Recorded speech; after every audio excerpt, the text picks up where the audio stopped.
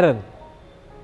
When the time for the deliverance of Israel out of Egypt drew nearer, Aaron was sent by God to meet his long absent brother, to assist him in all that they were required to do in bringing about the Exodus. He was to be the mouth or prophet of Moses, that is, he was to speak for him because he was gifted speaker. He was faithful to his trust and stood by Moses in all his talks with Pharaoh. Aaron's assistance played an important role during the war against Amalekites, as described in Exodus 17. Moses stood on a hill with the staff of God in his outstretched hands. Moses was tired. He was assisted by Aaron and Hur, who had held up his varied hands till Joshua and the chosen warriors of Israel gained the victory. Golden calf idol. While Moses remained on the mountain with God, Aaron returned to the people and yielded to their demands. He made a golden calf and set it as an object of worship.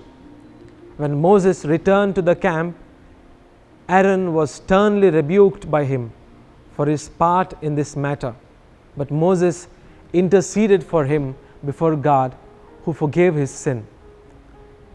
Divine appointment confirmed by miracle. To give further evidence of the divine appointment of Aaron to priestly office, the chiefs of the tribes were each required to bring Moses a rod bearing the name of his tribe.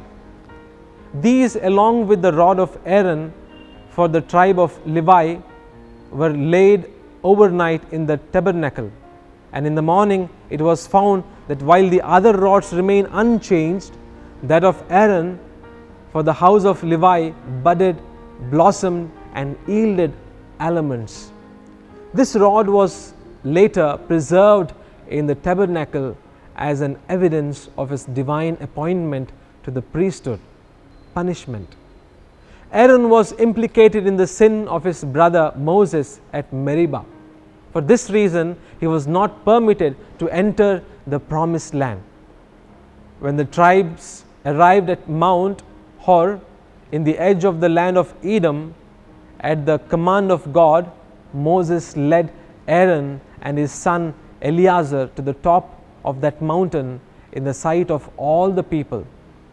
There he stripped Aaron of his priestly vestments and put them upon Eleazar. Death of Aaron.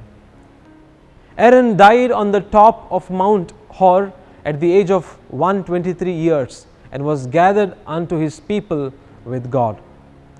The Arabs still venerate the traditional site of Aaron's grave on one of the two summits of Mount Hor, which is marked by an Islamic chapel. Aaron's name is mentioned in Quran, and there are many fabulous stories about him found in the writings of Jewish rabbis. What is the message we learn from the life of Aaron? First of all, Aaron was the first anointed priest. His descendants, the house of Aaron, constituted the priesthood in general. We too are partakers in the priesthood of Jesus. Aaron was a type of Christ in his official character as a high priest. His priesthood was a shadow of heavenly things and was intended to lead the people of Israel to look forward to the time when another priest would arise after the order of Melchizedek. Secondly, at the Eucharistic table, we are close to the altar like that of Aaron. Thirdly, Aaron didn't value his priesthood in many situations and was forgetful of the same. There could be a tendency in us wherein we may not value our call as Christians and forget our Christian vocation.